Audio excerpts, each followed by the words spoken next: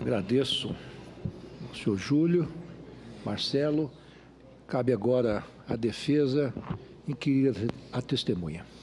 Bem, início, senhor presidente, minha saudação ao nobre informante, doutor Júlio Marcelo.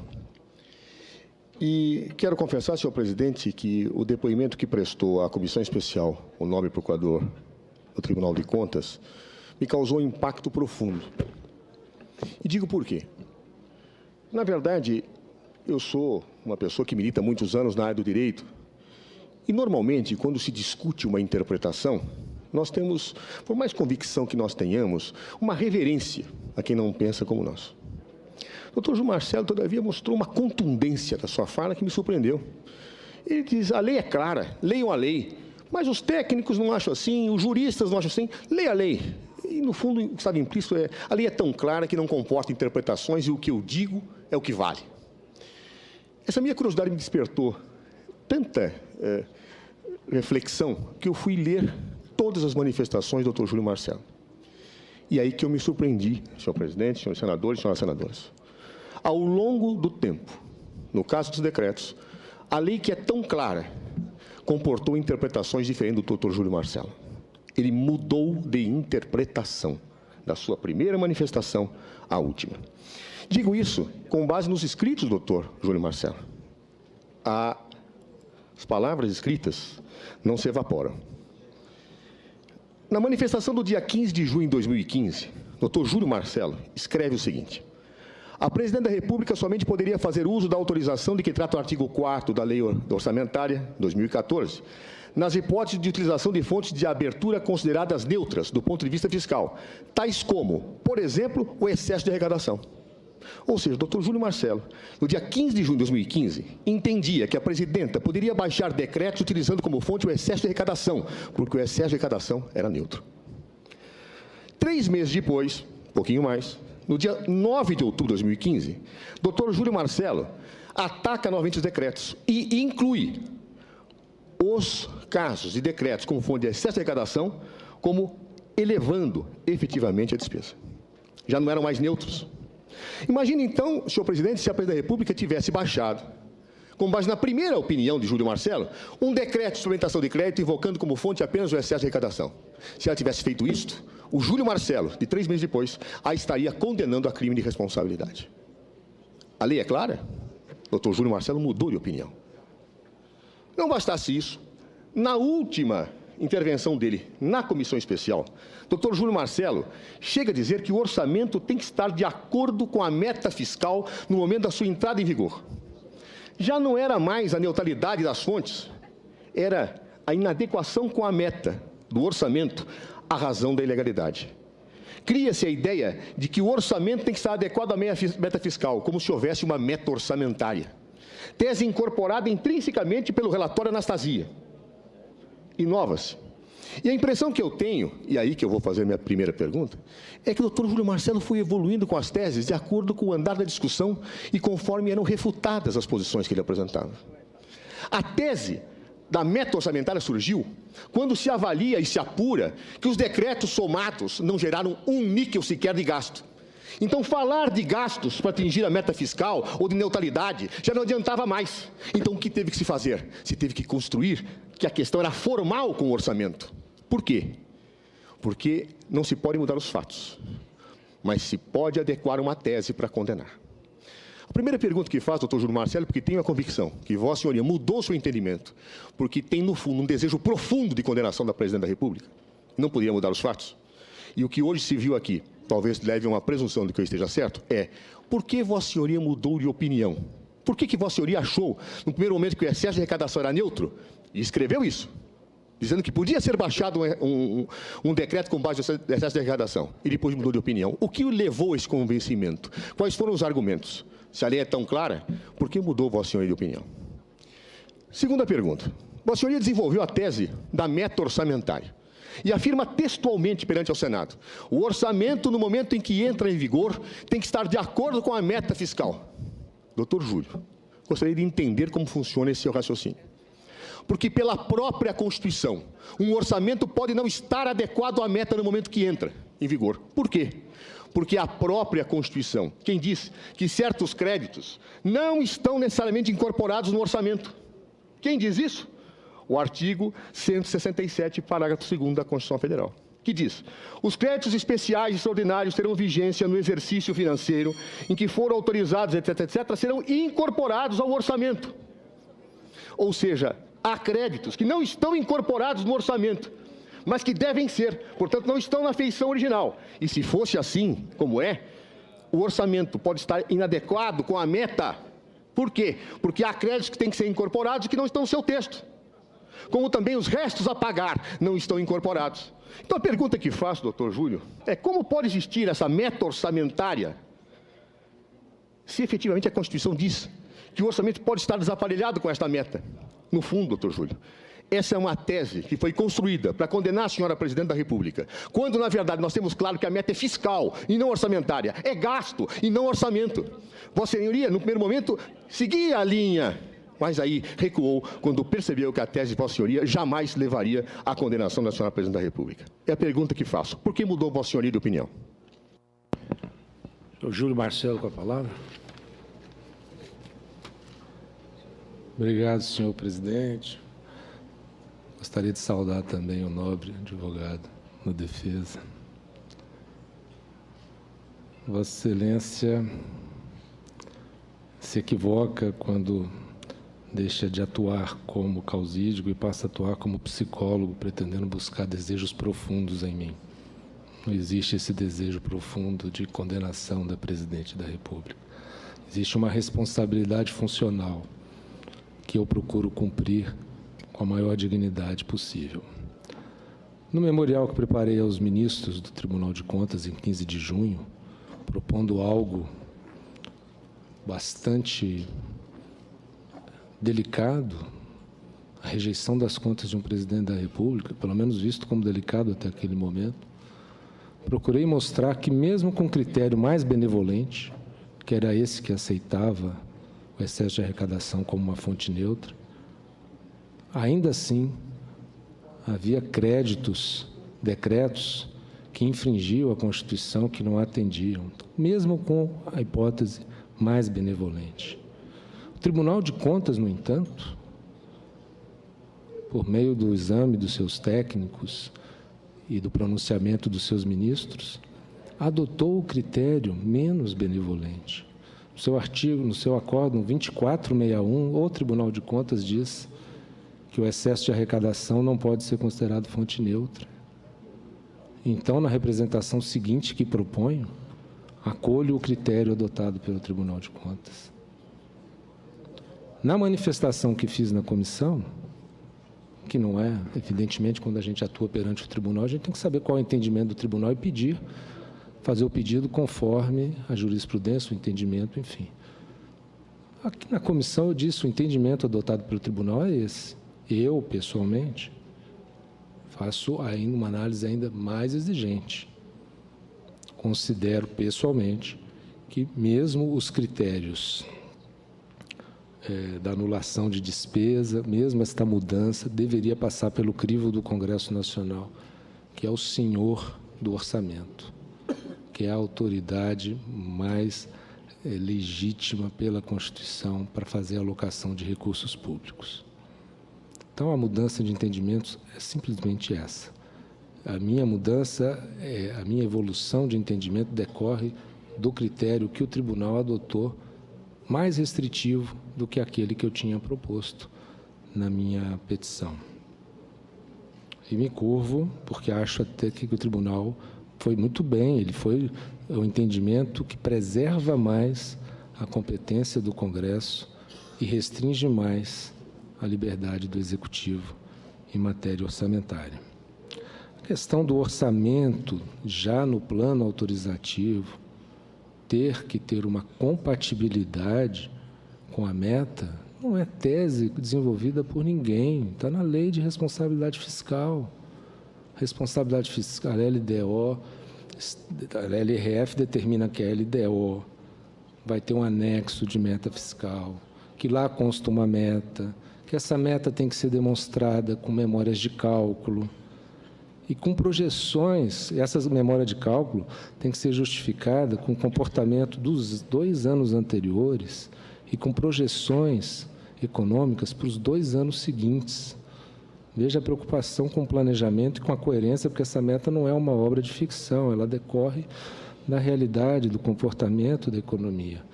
E a LRF determina que, quando a lei orçamentária vai ser elaborada, essa lei orçamentária tem que estar adequada a esta meta. Então, não é tese nenhuma, não é tese. É evidente, a Constituição prevê créditos extraordinários, a Constituição prevê situações excepcionais, prevê, mas são excepcionais mesmo, não é regra. O que tem que funcionar como regra é a adequação da lei orçamentária à meta, é uma determinação da lei de responsabilidade fiscal. E isso foi apontado justamente nas discussões na comissão especial para demonstrar que, se até no orçamento tem que haver uma adequação com a meta constante da LDO, do anexo de metas fiscais, né? Com muito mais razão, numa alteração unilateral feita pelo Executivo por meio de decreto, esta compatibilidade tem que ser preservada. Então, de modo que eu não me sinto dono da verdade, não sou um intérprete arrogante, tenho reverência pela opinião dos outros, mas tenho a minha convicção, e o Ministério Público, entendo eu, tem o dever de sustentar a sua convicção sem pretender relativizar todos os conceitos, porque senão tudo é relativo, todas as interpretações são possíveis, enfim, nós não vamos ter um direito, né, defendido pelo Ministério Público. O Ministério Público, quando atua, ele defende uma visão e submete isso ao crivo dos julgadores, lá no Tribunal de Contas, aos ministros do Tribunal de Contas. E aqui, trazendo a minha colaboração, já que convidado fui naquela oportunidade, depois intimado, trago essa visão aos julgadores do Senado Federal. Só isso. Agradeço ao doutor Júlio, Marcelo. A defesa tem mais 4 minutos para fazer outros questionamentos. Com todas as vênias ao doutor Júlio, a intenção subjetiva ou psicológica com que um agente pratica um ato não é estudada pelos psicólogos, é pelos juristas. O nome técnico é móvel do ato administrativo. Você pode consultar qualquer manual de direito administrativo que está lá o que é o móvel. Ele é um elemento que compõe o desvio de poder. Quando a gente se desvia da finalidade para atingir uma finalidade política, uma finalidade pessoal, uma vingança. Foi por isso que fiz a pergunta. É estudada pelos juristas, para que eu possa avaliar, enquanto defesa, a atuação de Vossa Excelência. Em segundo lugar, uma ponderação importante que faço é que Vossa Excelência, com a devida vênia, disse que é excepcional a hipótese do parágrafo 2º do artigo 167 da Constituição. Não é. São os créditos extraordinários abertos no último quadrimestre. É regra. Eles se incorporam ao orçamento e Vossa Excelência não disse como se coaduna com a sua visão esses créditos que estão previstos na Constituição. Nem falou do resto a pagar. Mas eu vou além. Quero falar agora das pedaladas fiscais.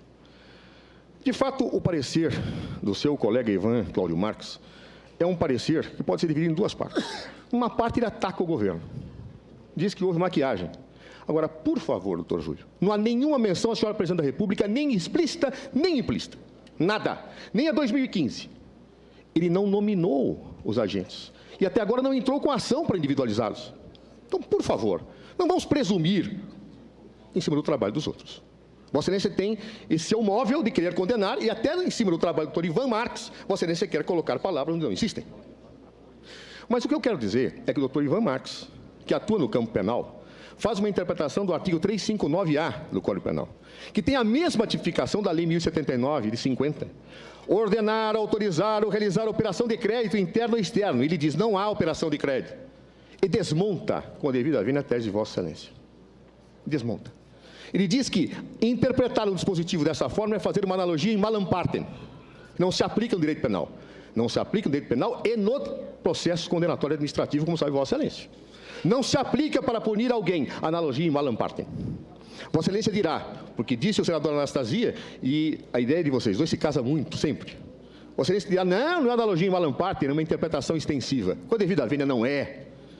A lei de responsabilidade fiscal fala claro que o que separa a operação de crédito são negócios, contratos. E aqui não há um contrato efetivado. Não existe contrato unilateral. O que existe é o inadimplemento. Mas eu respeito a opinião de Vossa Excelência. Eu respeito, eu não sou daqueles que digam a lei, porque os outros não sabem lê-la. Agora, de acordo com a minha interpretação, eu tenho Heleno Torres, Isabel Derzi e tenho agora o Ministério Público Federal. Vossa Excelência nunca disse que, no caso das pedaladas, existe uma dúvida, uma interpretação, e Vossa Excelência tem a sua. Sabe por que Vossa Excelência não disse? Porque se Vossa Excelência reconhecer que há uma dúvida interpretativa e uma discussão, nesta fase caberá o indúbio pro réu. Não haverá mais o indúbio pro societate. E aí a presidência estará absolvida. Se Vossa Excelência reconhecer que há uma discussão sobre esta matéria, com duas interpretações plausíveis, Vossa Excelência, com a sua palavra, absolverá a Presidente da República. Pergunto, então, diante da opinião do seu colega, diante da opinião de Isabel Derzi, diante da opinião de Heleno Torres, diante da opinião de todos os técnicos da administração que sempre disseram tese oposta que Vossa Excelência defende, Vossa Excelência pode reconhecer que há uma discussão interpretativa e duas teses que se colocam para a interpretação da Lei de Responsabilidade Fiscal, ou dirá, os outros não sabem nada, só eu sei a verdade? É a pergunta que faço a Vossa Excelência. Há dúvida ou não há quanto à interpretação dessa lei? O Júlio Marcelo, com a palavra. Muito obrigado, senhor presidente. Como eu disse, realmente, na minha visão, não se trata de analogia em Malam Partem. Não. É a aplicação direta do dispositivo que tem uma tipologia aberta e outras assemelhadas. E é uma situação que se força uma situação de crédito, forçada, de maneira fraudada. Por que fraude? Porque se obtém o resultado pretendido, mas não se admite uma conduta explícita, não se vai lá fazer o contrato, não se vai lá fazer a solicitação, mas se determina por meio das cadeias de comando que o Banco do Brasil tem que suportar as despesas do Plano Safra, que o BNDES tem que suportar as despesas do PSI, sem receber equalização, por tempo indefinido, por tempo indeterminado e valor indeterminado. Chegou a 13 bilhões no Banco do Brasil, 13 bilhões e meio, 18 no BNDES, e só não foi maior porque o TCU atuou, porque o TCU agiu. É por isso que não foi maior, senão esses valores estavam ainda crescendo. Então, realmente não é caso de analogia. Tá bom. É caso de aplicação direta do dispositivo.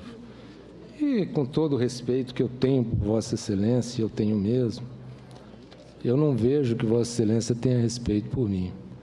Porque Vossa Excelência me acusa de, por vingança, por motivações mesquinhas, procurar o impeachment da Presidente da República, como se esse país não tivesse uma Constituição, uma lei de responsabilidade fiscal e leis orçamentárias que foram violadas e sanções previstas. A minha atuação foi no Tribunal de Contas. Os denunciantes apresentaram. Eu fui aqui como convidado, como intimado. Estou aqui presente prestando a minha contribuição. Se o Senado entender diferente, muito bem. É cada órgão exercendo a sua competência nos limites que a Constituição lhe otorgou. O problema não é eu reconhecer dúvida, é que Vossa Excelência, que tem evidentemente uma estratégia de defesa, de criar uma dúvida razoável para invocar o princípio do indúbio pro réu. Quando a Presidente da República estabeleceu essas condutas, em nenhum momento ela buscou o parecer de ninguém desses autores que Vossa Excelência aponta. Esses pareceres surgiram todos depois dos fatos, como a procurar buscar justificar a conduta da Presidente. Ao contrário, o que antes existia eram alertas dos técnicos do Tesouro, que eu só tive consciência em 2016, mas os técnicos do Tesouro Nacional apontavam a ilegalidade. E mesmo assim foi feito. Foi feito sob a gestão da Presidente da República.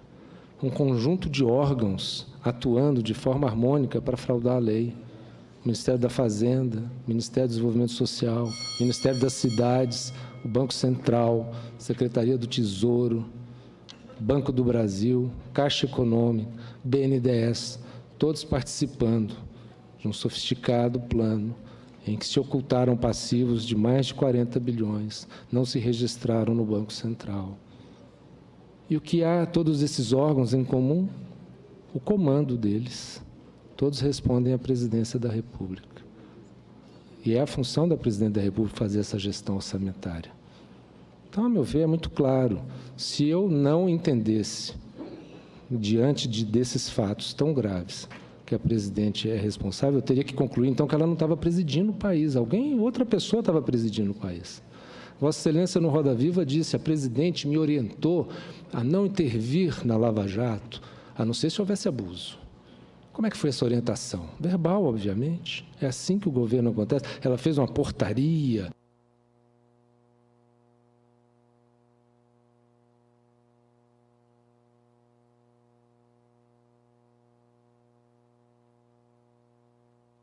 Está encerrada a arguição.